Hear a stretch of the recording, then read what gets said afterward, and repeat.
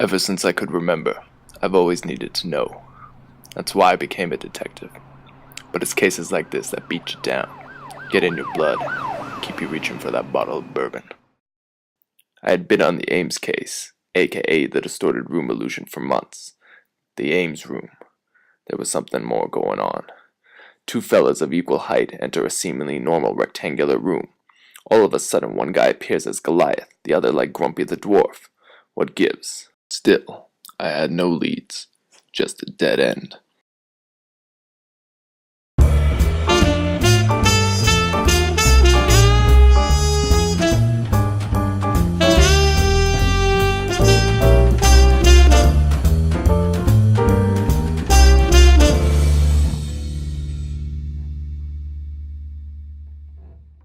Ames' distorted room, described by Geringer and Engel, takes the form of a trapezoidal room that gives the appearance of the left rear corner as being twice as far from the observer as the right rear corner.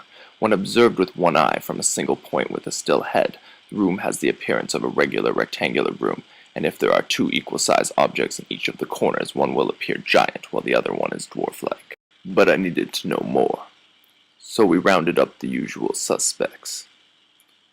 Tough guys and low lives. After a lengthy interrogation process, the suspects freely cooperated, telling us all they knew, but it still wasn't enough to break the case. So I hit the books. When it came to explaining perceived size effects in the room, two theories stood out, both using one-eye depth perception, known as monocular cues. The first, the neo-puristic view, explain the size effects as an interaction between pre-existing assumptions about room shapes, the apparent distance, as well as the object size on the retina. The second, known as the relational view, only uses the size of the object on the retinas and compares them against the retinal size of the seeming equal background.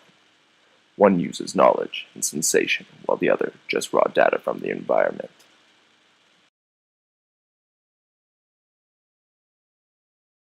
After a long day at the library, I headed home, but it looked like someone beat me to it, and left a little surprised to boot.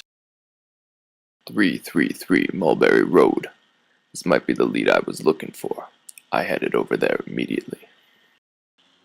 Getting off the elevator, it hit me. The Ames room might be explained according to monocular depth cues, but was this always the case?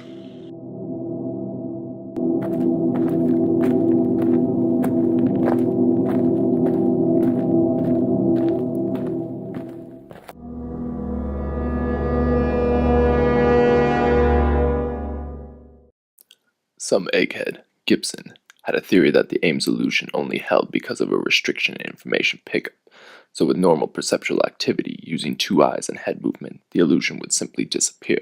But here in my hand was a file to the contrary.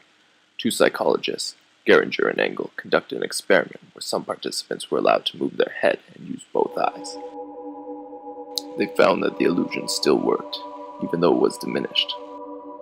They concluded that Gibson was wrong, and how we organize our perceptions cannot be entirely dependent on simple information pickup from the environment under optimal conditions. There must be something more that organizes our perceptions.